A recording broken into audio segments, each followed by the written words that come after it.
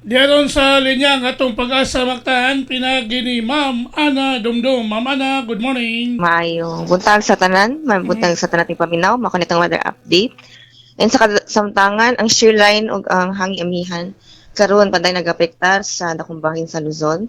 And easterlies or init na hangin nga nagikan sa sidlakan or dagat Pasipiko ang nagapektar karon sa nabilin sa nasod lakip na diri sa Sugbo. And so far what lagi na monitor na LPO or bagyo karong adlaw nga posible makasinati nato sa duol pang mga adlaw.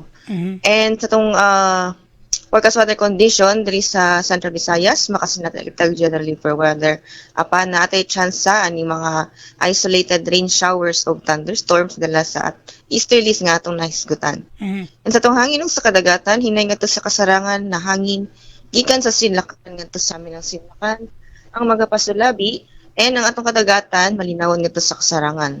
Dito Sugbo atong kadagatan na ay paghunas alas 9:22 sa kabuntagon and mohutaob alas 3:48 unyang hapon. Ang temperature forecast karon sa Metro Cebu, dito Sugbo na ay sa 26 to 31 degrees Celsius. O ang adlaw ni silang alas 6:05 ganiyang buntag, mosalop alas 5:38 sa kahaponon. Mao kana tong weather update gikan diri sa DFC Pag-asa Visayas. Kini si Ana Dumdum, maayong buntag ug daghang salamat. Ma'am Ana, Yes sir. kalong buntaga, kalong adlaw ma'am, medyo ang init ani. Dili kita init o mag-uwan-uwan siya. Expect ron sir kanang generally fair weather ta so medyo taas-taas atong sunny period but naatay chance sa mga patak-patak magpaulan or the less lang siya. Kay doon na ba kay activity dito sa Dakbayon sa Sugbo, kining sinulog sa kabataan. Yes sir. So, posible mo uwan, posible mo init po. Fair weather dito sir, kung muulan man gani is di siya significant or actually less ang chance mga muulan karong adlaw. So, ato lang ipahibaw sa atong mga soaking tipiminaw, magdagpayong for safety sa ilang yes, kalawasan.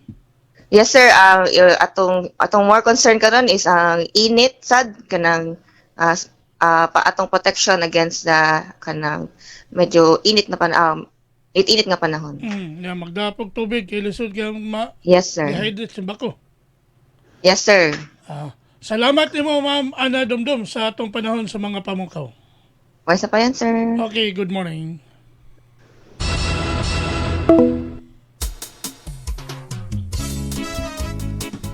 Inyo gadabati ang atong dagan sa kahimtang sa panahon Mga pamukaw. nining adlaw nga Sabado. Pizza G's bulan sa Enero tuig 2026. Pinagi ni Ma'am Ana Dumdum ang atong weather specialist gikan sa Pag-asa Mactan nga naghatod sa atong dagan sa kahimtang sa panahon kon weather update. Salamat kayo ni Ma'am Ana Dumdum og mayong buntag kanatong tanan. Sayo sa kabuntagon.